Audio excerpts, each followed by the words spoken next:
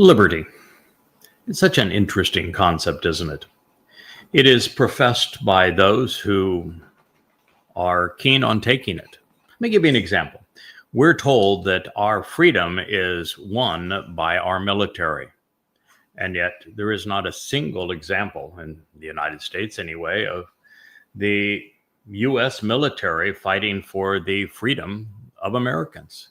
And typically when the U.S. military is deployed, it is there to usurp the choices and freedoms of other countries. And we have it now poised off the coast of Venezuela to remove the previously elected government. We deposed the freely elected government of Ukraine so that we could use Ukrainians as cannon fodder to kill Russians. We chose to eliminate the Syrian government so that a terrorist entity could take control, and well, maybe then they would buy weapons from America as opposed to from the Russians. It's what we do. And so the military is the least free institution in the country. You have no freedom if you join the military. You sign that agreement. You have to serve your term. You can't say, I don't like this job anymore, like you can in private practice, but you can't with the military. You can't show up, say one day, I just don't want to show up to work because, well, then you'll be prosecuted and put in jail. If a senior officer tells you to do something, you can't say, I think that's a bad idea. I'd rather do something else. You have no freedom. They tell you where to go, what to do, what to say, how to look, everything. There's no freedom. And in politics, it's a control mechanism. Religion is the same. That Paul would claim that you're free of the Torah and its laws in Christianity, but the Torah doesn't have any laws, and it doesn't even have a Hebrew word for obey. In fact, Yahowah, in the first statement he etched in stone, says, I'm your liberator. I'm the one that set you free from all of these forms of human oppression. And in Christianity, you're bound by what I, Paul, say. And look how oppressive the church was. If you disagreed with the Roman Catholic Church while it was in charge of Europe, they tortured you to death. They executed some of the most heinous torture devices ever devised. Freedom, huh? Hardly. There is one source of freedom that matters. Yahowah offers it to us, and we're actually talking about it now because there is this myth within Judaism that because the Torah does not designate kosher laws are not established in the Torah. They're established in the Talmud and Rabbinic Judaism. That their argument is because God did not do an adequate job of explaining the kosher laws, the Talmud and Judaism were required because being kosher wasn't possible without their Talmud and their laws. Well, that's because God doesn't want you to be kosher. And you might say, well, but there's, look at Deuteronomy, what a horrible term, it's Dabarim, 14. It says, this is good for you to eat, that's not good for you to eat. What do you mean God doesn't want you to be kosher? It's one of the lessons that, for some reason, people can't get through their skulls. And it really all boils down to something that is very essential to the religious. They're all fixated on their bodies. That's why women have to cover up.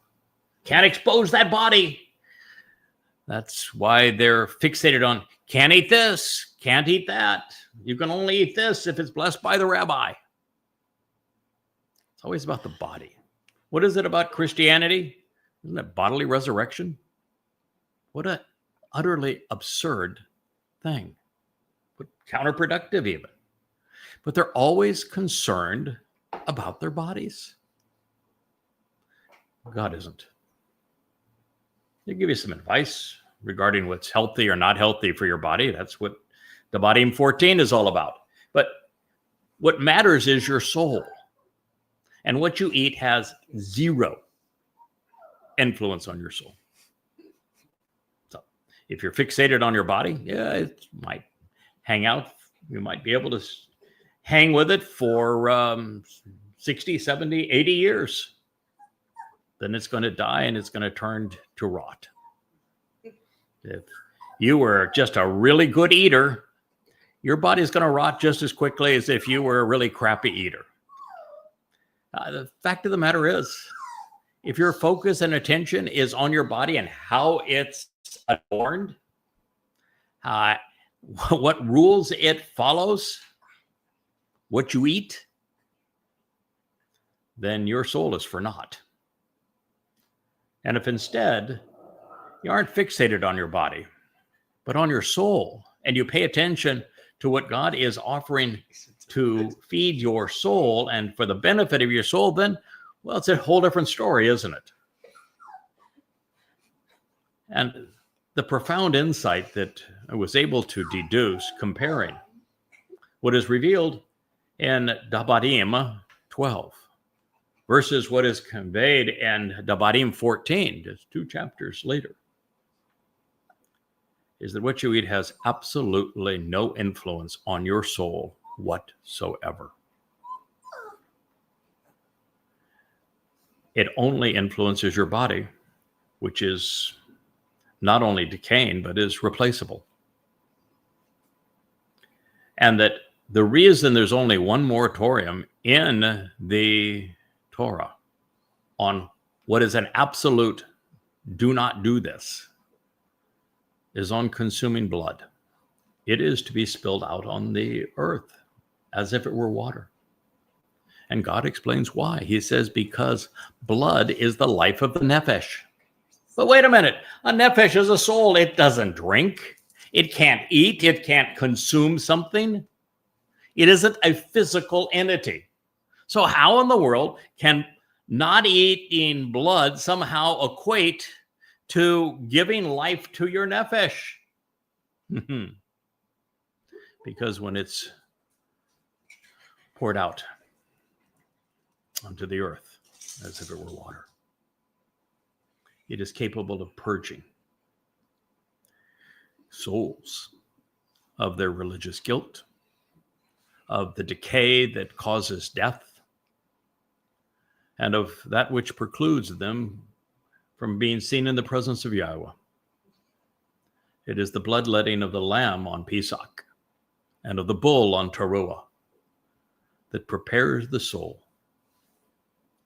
for an ever never-ending length of days and eternity with Father and Son in Shamayim.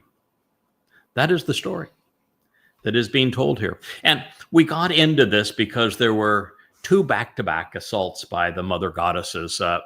And that first, when I adroitly pointed out that Yahweh is bringing us back to Eden.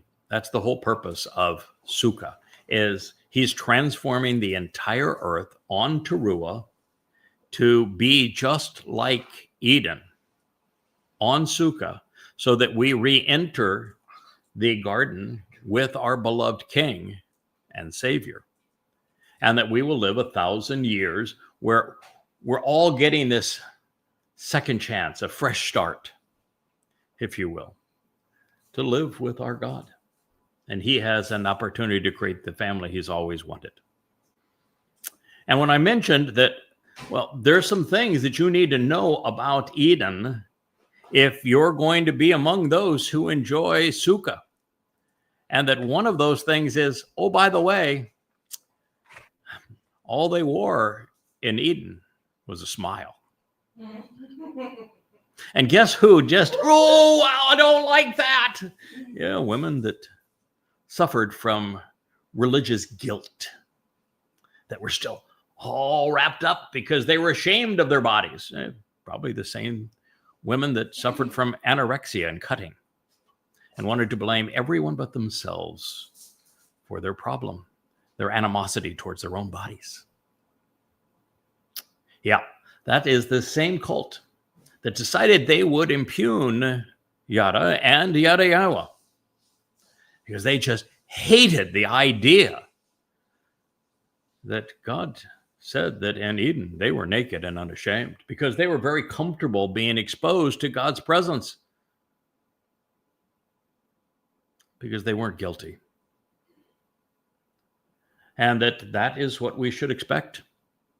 Being totally comfortable, being completely exposed to Yahowah, and not being the least bit embarrassed because we know what has happened to our religious guilt.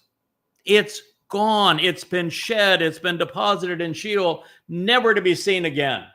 And that makes us overjoyed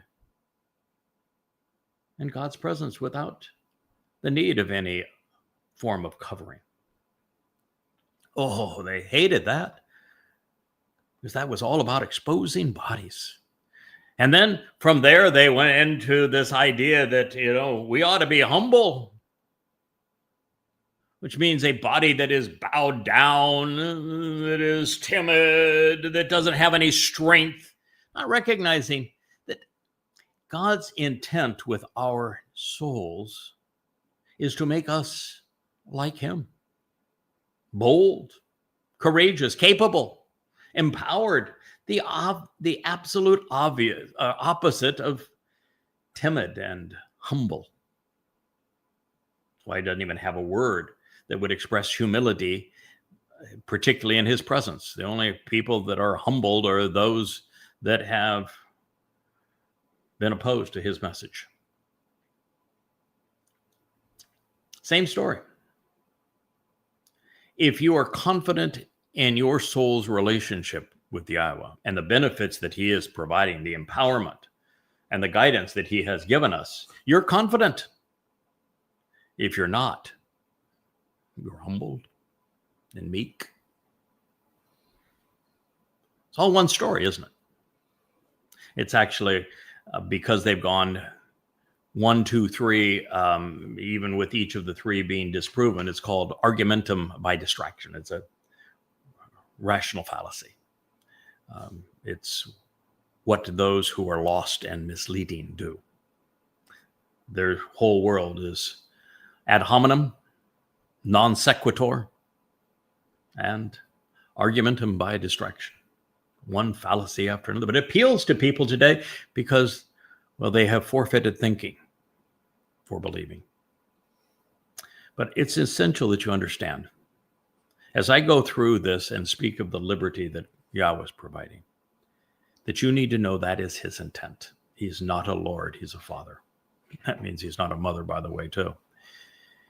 He is our father. And as our father, his goal is to enable us to be even more than we can imagine. I remember long ago, it goes back 10 years now, a decade. And this princess of a girl, her name was Zoli. She was my granddaughter.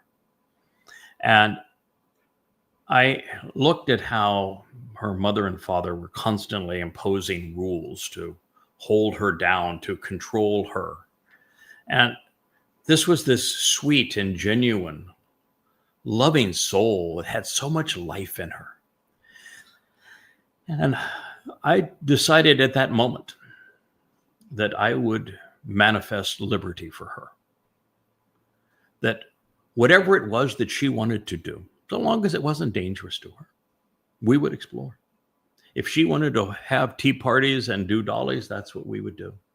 If it was to run in the wind, that's what we would do. If it was to dance in ballet, that's where we would go. If she wanted to play house, I would build her a house. And I did. No matter what. With every moment with her, I told her how wonderful she was and that the whole world was her opportunity. She could be whoever she wanted to be. Her response was to say something that she didn't say to anyone else. Papa, I love you. And that's exactly what we find Yahowah offering us. He gives us all the information we need to grow, to soar, to be so much more than what anyone has been before. And for that, I love him.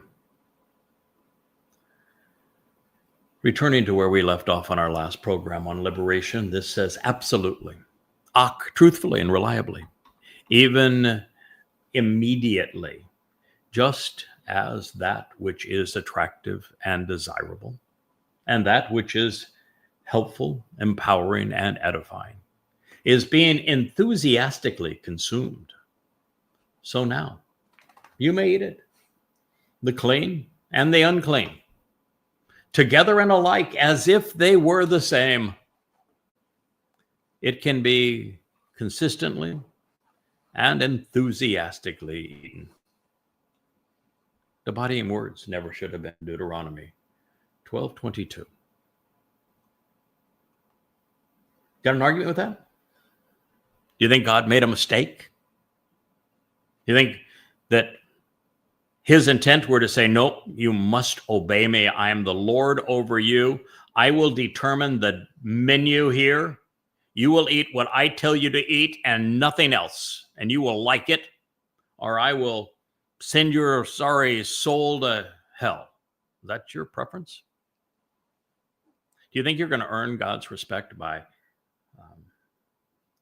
not eating a shrimp? You think your soul is going to be somehow influenced by having a baby back rib? Is that your take? Is your understanding of God that limited? Evidently, that is the case with many people. I've read their posts. The only exception, rock, the lone exclusion, is to be absolutely steadfast and certain, with a hard and fast rule. Chazak. Chazak is the opposite of humble, timid, compromising, lowly, meek. It is firm, holding the line, powerful, committed, certain, hard-nosed. That you never, under any circumstance,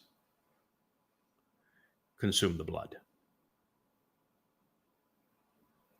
This is because its blood represents the soul.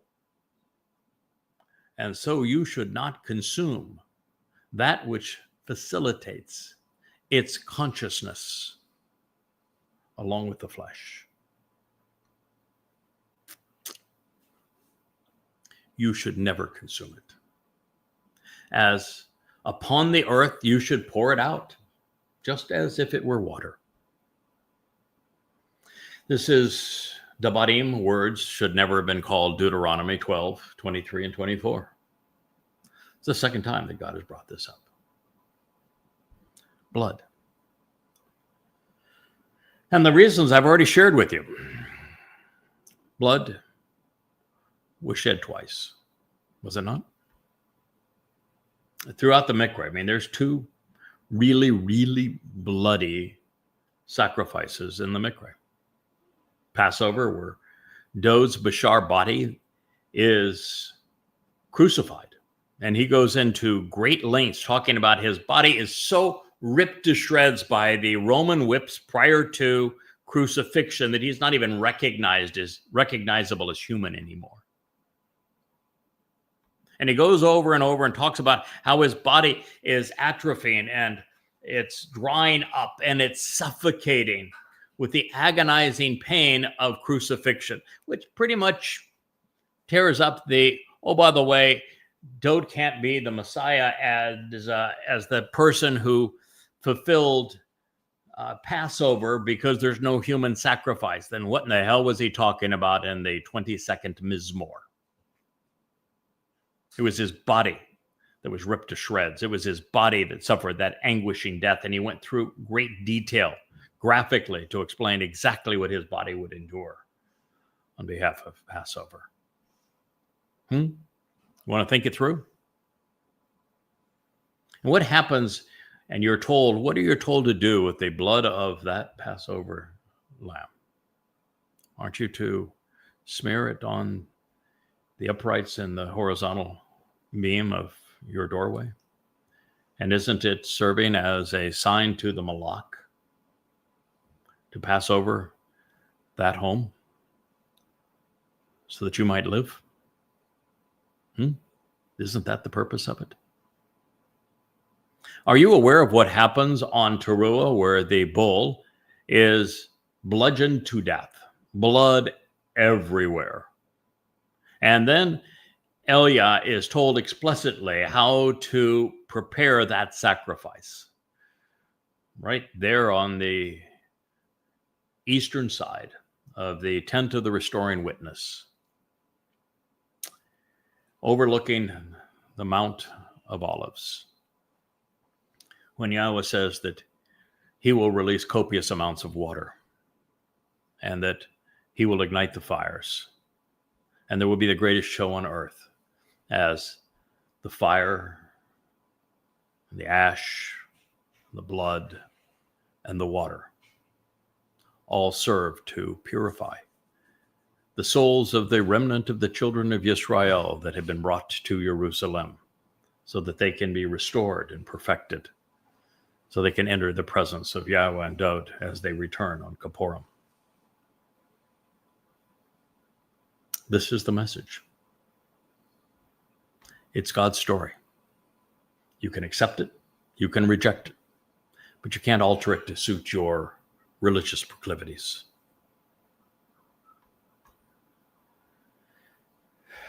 Yes, this is because the blood represents the soul.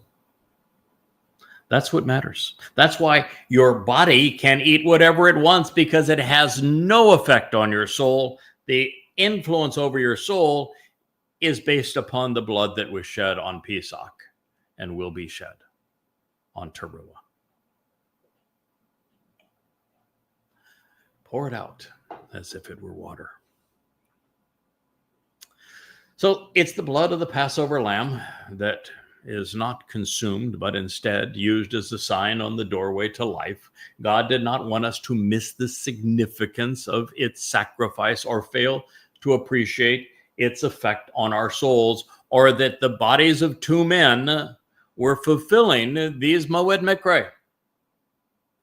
But far more important, Yahweh is emphatically distinguishing between the body, Bashar, and the Nefesh, soul, because Pesach and Teruah sacrifices were both of the Bashar and not of the Nefesh. Just as the lamb and the bull serve as symbols for Dod and for Yada, their blood is symbolic of the life that they are providing through their death. But neither man perishes. Just the bodies representing these sacrificial victims of the thousands of profound and previously unheralded insights presented through YadaYahowah. This is among the most valuable. The blood shed was for your nefesh. What you eat is for your bashar. Dod's and Yada's fulfillments of Pesach and Teruah, as the El and the Adamah Parah, are the furthest things from human sacrifice. Their readily replaceable and restrictive Bashar bodies were gladly offered, as their nefesh souls were cherished for them having done so by Yah. Similarly, the blood on the doorpost and the wine as part of the festival feast is symbolic of offering one life for many. Such is the story reflected by the king's Bashar herald. And of course, with the second iteration of this admonition, never to drink blood, God has killed two religious myths. The Eucharist is wrong. And so is the book of Ezekiel that celebrates eating a man's flesh and drinking his blood. That is what Satan incarnate will do with mine as it's sacrificed for you on Teruah. I would also like to suggest that just as Doeg's blood, as the Passover lamb, poured out of his wounds and upon the ground of Moriah 2,000 years ago, soon it will be Yadah's blood that will run off of Moriah as a cleansing balm during Teruah. One brought life, the other purification. And in the case of the Bashar observant bull, this Obed-Edom, his blood will be mixed with the water that Yahweh will release from inside the Temple Mount to wash away the residual guilt of the mortal remnant of Yisrael. So still speaking of never drinking blood and thereby denouncing Christianity and Ezekiel's Lord, we read, you should never consume it for the express purpose that it will be good for you, better for you, making you prosperous and successful, making you beautiful and cheerful, able to perform as needed, and for you and your children after you, in the end, as part of your remnant who remain. Did you know that God made this statement prophetic? He's saying that if you can remember not to consume the blood, not to be fooled by Satan and his representative on Teruah, who will bludgeon the Adamah Parah and then take his flesh and blood and eat and drink of them.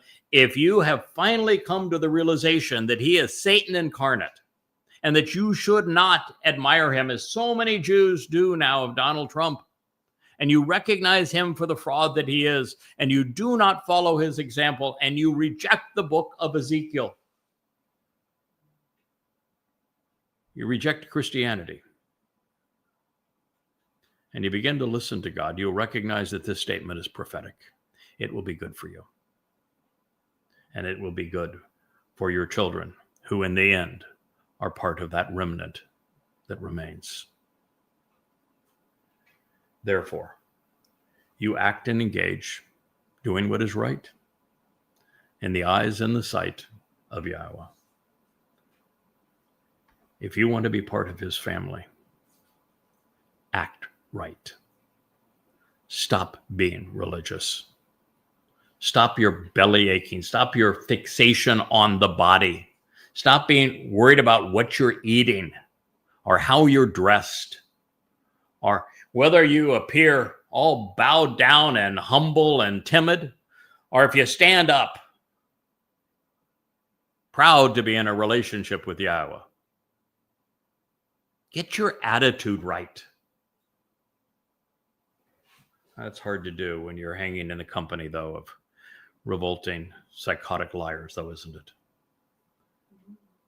By the way, I was asked by the king of cables, Rich, moments before this show, because he dragged me away from having a marvelous time, drat you for doing that, to do this program, because I was in the midst of writing my analysis and commentary on what may be the most profoundly important song of our day. Now, that's a bit of an exaggeration because nothing beats the 89th Mizmor in explaining who Doeg is and God's relationship to our Messiah, the Son of God, and our Savior. But the 35th Mizmor, oh my God. And it's hard to express in words just how overtly it exposes and condemns this mother goddess cult that has been so ruthless in trying to disparage me and to destroy YadaYahowah. In every possible way, it is ripped to shreds. And it's not only Doeg and Yahowah who renounce them. The very spirit that they've turned into, mommy, dispatches them to Sheol. It is, and it's an amazing experience. And it is part of Bashar Herald Coming Home 4, which this chapter on liberty is also enveloped into. And so it will be part of a series of ongoing programs. And it also feeds right into 2 Samuel 6, which is another ode to if you're right with God, you can be naked in his presence and you can party hardy. And that the woman who says, oh, that is shameful, well, God has an answer for them. But even more than that, that chapter in 2 Samuel 6 is an ode to the enduring relationship between two men, between one named Dod and the other one named Obed-Edom, and how they will work together in restoring the Ark of the Covenant to its rightful place. It is, well, there's so much that we have in store for us as we move forward. So why do you suppose? If you haven't thought this through, if it hasn't dawned on you yet that Yahweh would be so adamant that we never drink blood, was it because the risks to our health are extreme? And they are. The fact is, but if that was the case, he wouldn't equate it to our souls, now would he? You ever think a soul ever got the salmonella? A soul ever get hepatitis? Or is that those diseases for the body only? Could not therefore be as a result of the health risk to the soul, since he equated it only to the soul and not to the body. The fact is that we humans prefer our meat cooked, and therefore, for the most part, the pathogens that the little bit of blood that isn't drained out of the animal prior to, while it's being butchered and prepared for being cooked, is made safe. So we as humans, it's kind of interesting, because we prefer the taste and the texture of meat, and because those who cook their meat live longer than those who didn't because of the pathogens that cooking kills. Another ode to why God loves the metaphor of fires is the fact that the only humans that lived were the ones that cooked their meat over fires. We lost the immunity that other animals have that don't cook their meals over fires. Last time I checked, wolves don't say who's going to rub the sticks together and cook the goat that we just killed, or the deer. And so they have immunity to blood pathogens, where we humans have lost that immunity. So it's actually pretty toxic to our bodies to drink blood. So this is the realization that unlike other animals, we lost, or maybe never even developed, the ability to counter bacteria and pathogens in blood. So beyond the health concerns was God's moratorium, because this was the practice of pagan and later incorporated into Christian religions through the Eucharist, drinking blood, because it was very common. They would drink the blood of their enemies. Was this the reason? Or was there another lesson? One heralding the Bashar, since that last statement, of course, spoke of the final remnant whom the Bashar is responsible. Was Yahweh revealing that this final sacrifice would be so essential to their well-being of his people that they needed to be reminded of the importance of being set apart from the corruptive and deadly nature of religion, and that God spoke prophetically about what was to come, so they were prepared for it, that they wouldn't be fooled at this last date by the corporeal manifestation of Satan and the Coppercon, as revealed through Satan's playbook in Ezekiel? Was this the reason that Yahweh addressed their descendants and he referenced the final remnant who remain in the end? Is the sacrifice of the Bashar the means to make them right in the sight of Yahweh? Or why go from where they were to 3,450 years distant in time? Well, my friends, to be Kodesh, set apart, we must be uncommon. And that means non-religious. It means apolitical. Apart from YadaYahowah, have you heard this message proclaimed anywhere else? For the benefit of the relationship and to reveal the way to enjoy life, they should choose to always be, without exception, set apart, such that you are uncommon. Asher, Rock, Kodesh. Kodesh is with a Q, not a K. It's not kosher. There is no R, Rosh, in the word. There's no Kaf, K, and there's no Rosh. And it has a Daleth. Kodesh means to be set apart, means to be other than that which is common. And therefore, to be Kodesh is to not be religious, to not be political, to not be conspiratorial. Kosher means to be religious. So if you're guided by kosher laws, you are not Kodesh. They're opposites in this regard. Concerning yourself and your approach, your promise and binding oath should be respected and honored. It should be lifted up and borne so that you can arrive at, and be included within this site, this place to take a stand, which to reveal the way to receive the benefits of the relationship Yahweh has selected and prefers. He has chosen and continues to appreciate.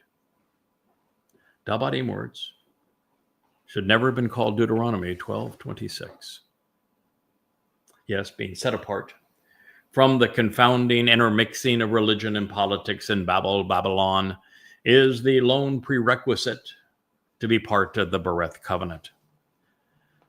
It is what we should choose to enjoy if we want to live our lives with God, doing so without exception or equivocation. We should not bow to the religious lore that celebrates humility, obedience, dressing such that every little inch of your body is covered up, mandating what foods you can and cannot eat.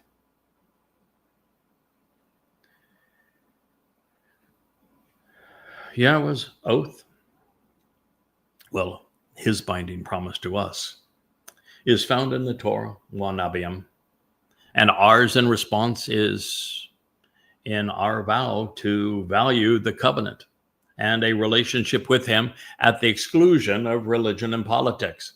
And just as we can trust God, he expects us to be true to our word too. You can't go from one day claiming to be covenant and working to support the mission of Yahweh, the purpose of Yahweh, and this announcement to his people to bring them home, and then the next day try to tear all of that apart.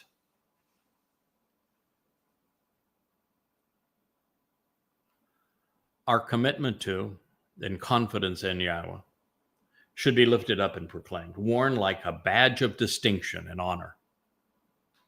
And as has been the case throughout this narrative, the one place that God's people can go to arrive at these conclusions at this time and be included as a part of Yahweh's covenant family is YadaYahowah.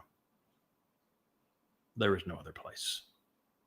And that has been so for the past 24 years. There simply is no other. It cannot be found today in Israel. Can't couldn't have been found in Israel for much of the past 35 centuries, could it? Ever so briefly with Daud, fleeting moments with Solomon, the blink of an eye with Hezekiah. But other than that, this is the first time that Yahweh's name has been reintroduced to God's people in 25 centuries. This is the first time that the Torah has been properly presented. It's the first time that the oldest witnesses to Yahweh's testimony have been held dear, have been expounded upon, have been amplified, have been presented accurately and completely. Where else would you go if the title of this is what you desired? And why would Yahweh speak of this preference for his name when this is the only place that his name has been for 25 centuries, if this wasn't his choice?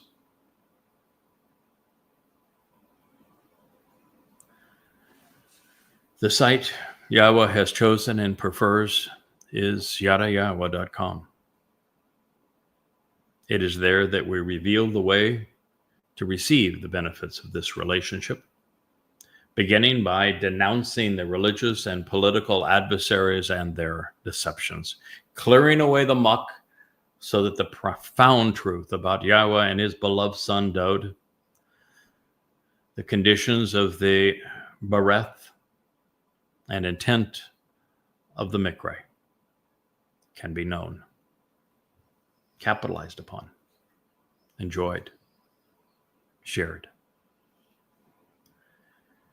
Now, a relationship is of no value unless both parties engage in benefit, such as the story of the bereth as told by the Bashar.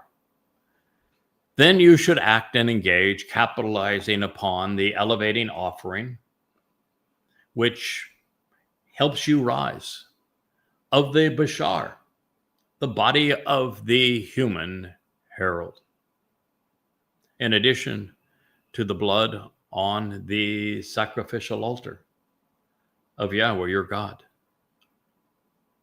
So the blood of the sacrifice killed for you will be poured out upon the sacrificial altar of Yahweh your God, so that you may be continually nourished by it and by the Bashar, the body of the human herald. Dabarim words, Deuteronomy 12:27. Yes, in a teaching that was delivered 35 centuries ago, there is a prophecy for a day 8 years from now.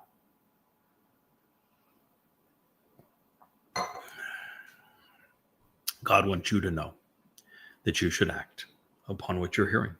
You should engage. You should capitalize upon this elevating offering that will soon be made by the Bashar, by the body of the human herald. Of course, in addition to the blood which is shed on the sacrificial altar of Yahweh your God. When Solomon got up and gave his speech about the Nakri, the observant foreigner, as I shared with you yesterday as we were in the Ocean studio, he did not need to define or describe the Nakri, this observant foreigner, because everyone there had heard of the Nakri previously. And this is because the Nakri is not introduced by Solomon.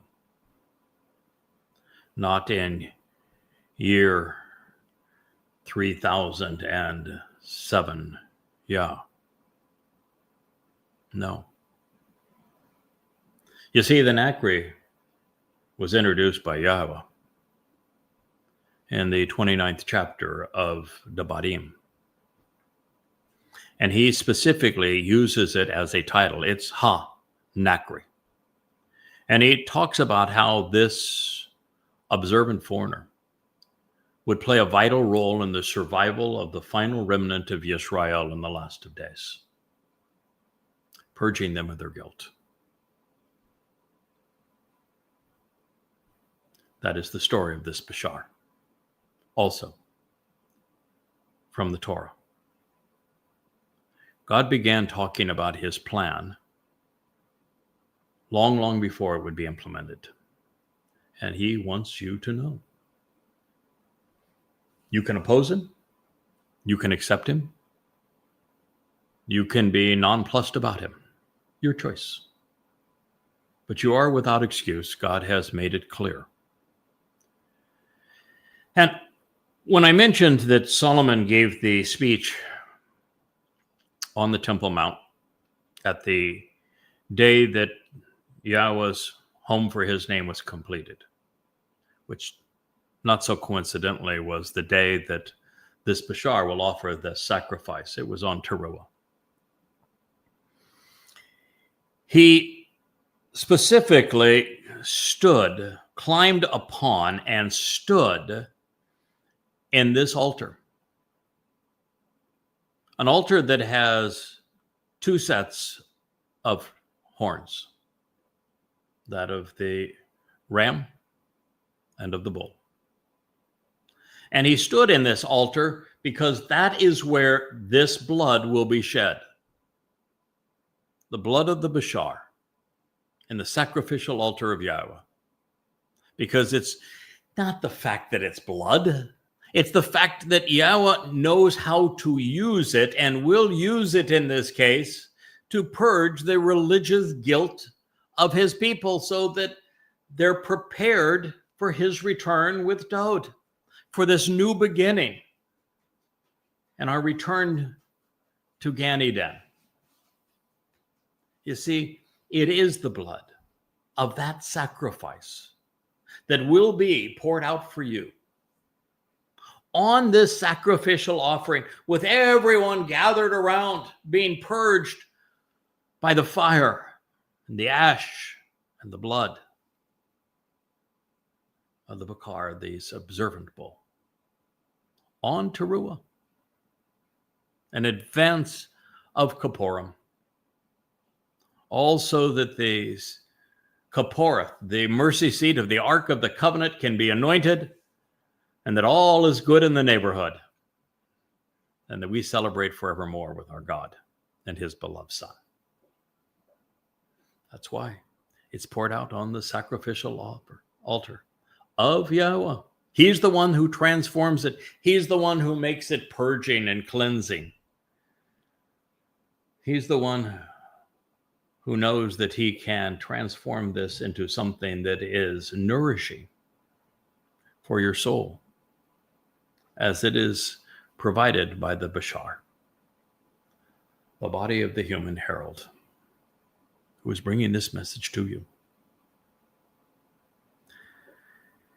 To be covenant, we must act. To be with God, we must engage.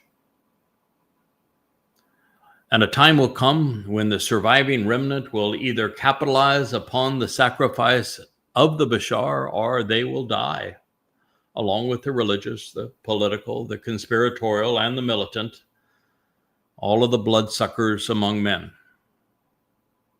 And in this case, you can do as the mommy goddesses have done and go from sponsoring the realization that Yada is this Bashar, this Bakor, this bull, the Adama Parah, the Choder, the Nakri. Or you can pretend that these titles, 100 some of them, and their presentation nearly 1,000 times is meaningless. It's no reason that Yahweh called him Ha-Nakri in the Torah, or had Dod's son Solomon speak of him during the Sermon on the Mount. You can negate it all. Or you can pretend that somebody else is going to come along. That just now, with 7 months remaining before the first phase of the two Shabuas, May 22nd of 2026 and June 11th of 2027, that somebody else is going to write somewhat 35 books entitled YadaYahowah. Someone else will recognize that, oh man, that really speaks of me. I'm the guy that is going to allow my body to be bludgeoned so that there's only one bone that remains unbroken. I'm going to be that bloody pulp. I can't wait to be torn to ribbons by the likes of Donald Dumpster and his henchmen. Sounds like real fun. I think what I want to do is I want to be exposed with a target on me for being the first person to recognize that Jesus is a myth, that he is nothing but a crude counterfeit of Dode, and that Dode is the actual Son of God, the returning King, the Messiah, the sacrificial lamb of Passover, the one who removed our guilt on matzah, the one who spoke in first person of what he would endure, and to be trashed by all manner of people and shunned and attacked, slandered for bringing that truth. Maybe you'll find somebody else that's going to stand up and say, that's what I want to do. And let's just pretend they do. You don't volunteer for this mission. And oh, by the way, it requires the 7 spirits of Yahowah to accomplish. And he has never handed them out to anyone else before, nor is there any indication he would hand them out to anyone else after. Do you know that on the most recent post by the mother goddesses trying to demean me, they have a chat box. Pretend that they are scrutinizing the claims that are made of the Choder, and the chat box says, oh, yeah, I don't want to read that sleepy stuff. It's just a bunch of mumbo jumbo, too many words. I don't want to read that. But I'll approach this Choder claim by saying that, religious Jews say it's messianic. And of course, the Christians think it's must be their Jesus. So for Yada to claim it of himself, well, that's his own religious philosophy, that he is putting himself where he doesn't belong. So unable to think, unable to deal with amplified translations, which the chat box says can't be translations because they're unlike any other translations. So an amplified translation that is actually more complete and provides the means for you to verify all of the words, that can't be a translation. No, because it's not like the religious translations. And because there are thousands upon thousands of religious scholars that say, oh, it's Jesus Christ that it's talking about, or no, it's a messianic prophecy. And they're not smart enough to know there's no mention of a Messiah in the title. And Choder certainly isn't at the same standard as Messiah. It's not even the same standard of Shemach, which is the branch that Dode represents. The damn sucker. And yet, unable to think, they turn this over to a chat box who says, nope, can't be. And they revel in it. That's how far they have fallen.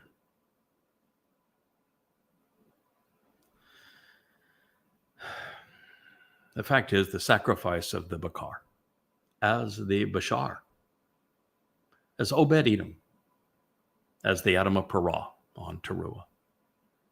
It will be the final bloodletting of the Moedim.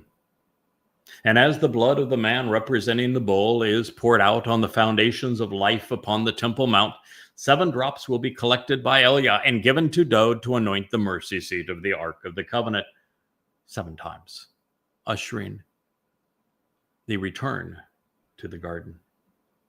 on the 7th millennia of Yah's timeline. His body will die to bring you an extension of life. And so now and forevermore, your soul can be nourished by the herald, by Yada, by the testimony from Yahowah, found throughout the 25,000 pages of YadaYahowah, and through this Yahowah blog. Now, when I was directed to this narration from the Torah regarding what we should and should not eat this past week in response to those from the Mother Goddess cult denouncing YadaYahowah, literally trying to trash it on this basis, I, of course, did not expect to see what we have just read, but it's ubiquitous. Every time they choose a sword to fall, it thrusts right through their heart. Every time, without exception. And that is not only because I had skipped past the preceding verses in my review of this passage in the closing chapter of the opening volume of An Introduction to God long ago when I shared it. Because I translated it more than a decade ago. It's because I was not prepared to comprehend its implications until this moment. And I think that is why God asked me to move away from being a full-time writer who is a translator and commentator on his testimony to someone who spends their time mostly in the blog, either promoting the sites that convey the Yahowah blog or producing it. And now, of course, writing fresh and new text from it by translating and commenting on passages that we had not previously considered or that we're now reconsidering for a variety of purposes. Because then in this forum, the most recent insights, the sum total of all that we have learned and comprising all of these books throughout the years, 24 of them up to this point, can all be shared in the moment. That's why this is a live stream. God's very smart about the process, about the timing, about the means that he would use to convey all of these truths to you. And finally, we're prepared to know. And we're learning at an exponential pace. And we're conveying the truth as never before. So now I not only feel vindicated, as I have so many times in the past, and indeed appreciated, but even to some degree humbled, which is a rare experience in a life called to express confidence and courage. But I'm left to wonder if Dode also felt this way, as he envisioned and then described what he would endure on Pesach. You know, the part of the thought is that, God, what in the world did you see in me that would cause you to trust me to do this? I mean, you're asking a lot, and I'm delighted to give it, but what in the world did you see in me that you would trust me enough not only to do this, but to write about the fact that I would do it 35 years in advance? I mean, it makes you feel so small and yet so big. It's the most amazing out-of-body experience. You know, you're just one little person, and yet the role that you're being asked to play has such ramifications for all time. All because of what God does with it. So while we could linger here until the flock returns, we must move on to the next statement, where Moshe encourages Yisrael to closely examine and carefully consider this prophetic pronouncement from God. He says, remain focused. and choose to be observant. And listen to each and every one of the words. Shamar, Shama, Eth Kol Ha-Dabar. Wow. Which, to show the way to receive the benefits of the relationship, I am instructing you for your edification, for your education, to direct your thinking, because this response will be best for you and for your offspring after you, especially in the end, as part of your remnant to remain as an restoring witness to the eternal testimony forevermore. Therefore, you should actually and consistently act upon and engage in that which is prosperous and pleasing, productive and beneficial, as well as right, straightforward, and on the level, upright and correct in the sight of Yahowah, your God. Dabarim words, Deuteronomy 12:28. There are very few things our God asks of his creation, but first and foremost, among his requests, is that we remain shamar, observant, and that we listen to him, eyes and ears, both plugged directly in to our brains. And this is so that we might know what he is offering and what he expects in return. And so that we can respond intelligently, and so that we do not react religiously, so that we don't have to go to a chat box and stop thinking. So you'll note that God wants us to feed our brain, not exercise our mouths with prayer, or flex our knees in worship. With every word of the Torah, we should celebrate them as music to our ears, as jewels to hold and enjoy. They are all there to lead to the benefits of the relationship that Yah intends through the covenant. In this way, the Torah has become our teacher and our guidance counselor.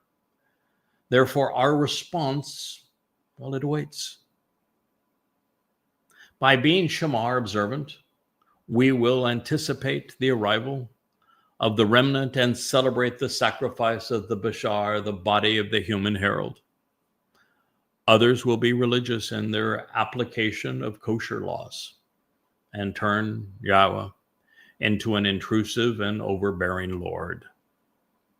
By Shama, listening, we will embrace our Heavenly Father as our God, or by Babel, intermixing truth and lies, others will protest that they speak for their Asheri, their mother goddess.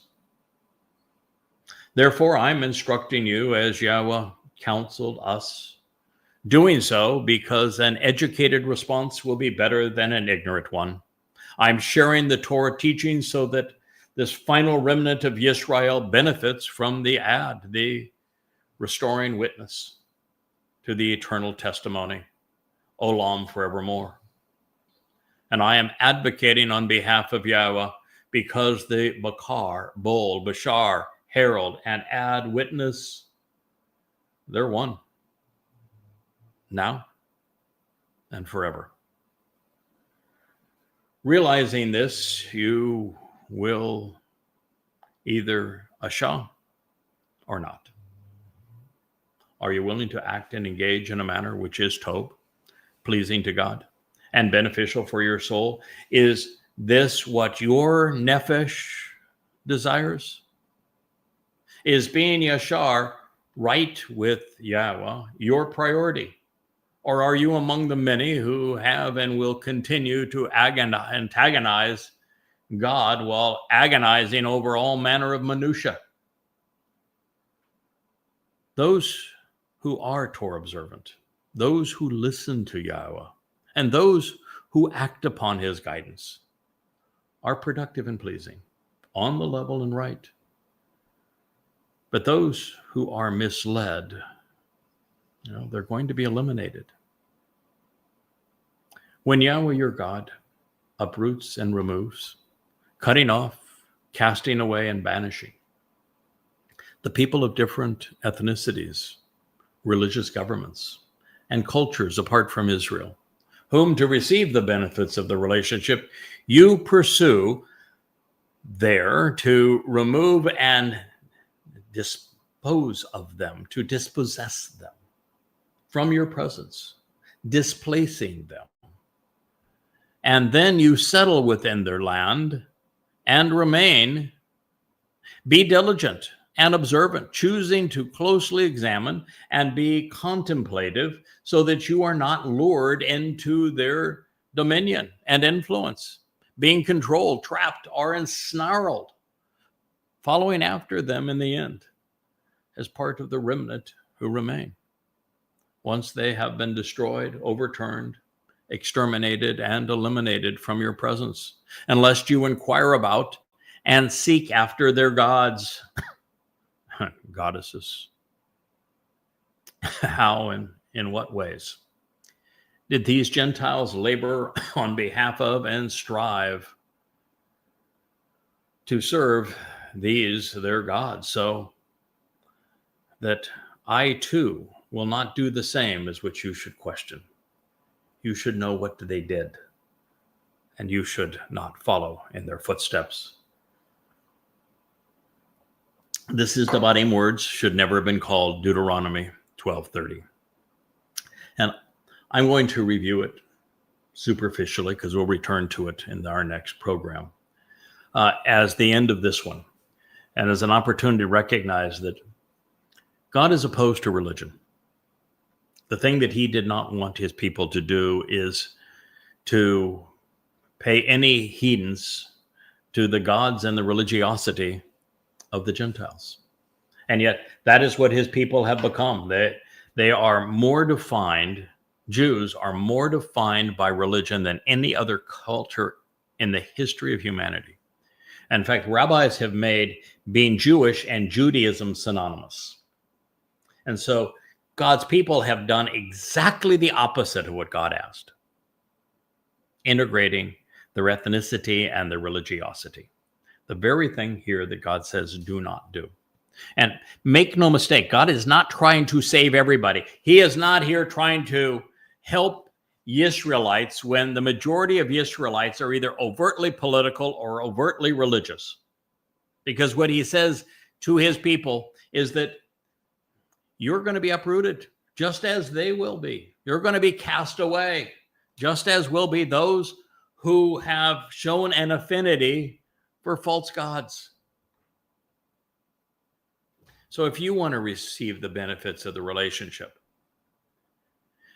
these people who you need to disassociate with because they are deceiving about God, you should distance yourself from them. They're toxic. They're paralyzing. They will destroy your soul. So if your goal is to settle in the land, if your goal is to be part of those who enter the restoration of Eden and then into Shamaim, if that is your intent for your soul, then you need to be far more diligent than so many have been. You need to closely examine and to contemplate God's testimony in its entirety. You can't stoop to a chat box. You can't stoop to your claim to fame is your animosity for the one person that taught you everything you've known up to this point about God, just because you want to speak for a psychopath and make her feel good about herself. Think it through, folks. If you are out promoting any form of religiosity, like the Todah is the Jewish Messiah or the Christian Christ. What are you doing with your life? Why are you throwing it away?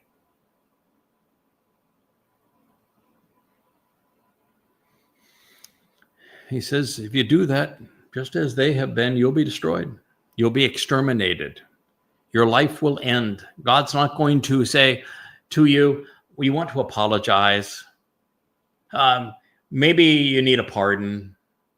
Okay, what about some capricious forgiveness? I didn't really mean all of that about you dying if you didn't pay any heed to what I said.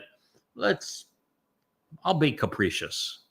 I'll be like the religious gods. I'll cut you some slack because, I've seen that, you tried once or twice. You have a good heart. You mean well. No, you don't.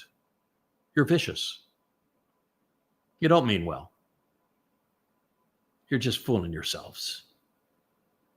And God's not going to change. And he's not going to cut you any slack.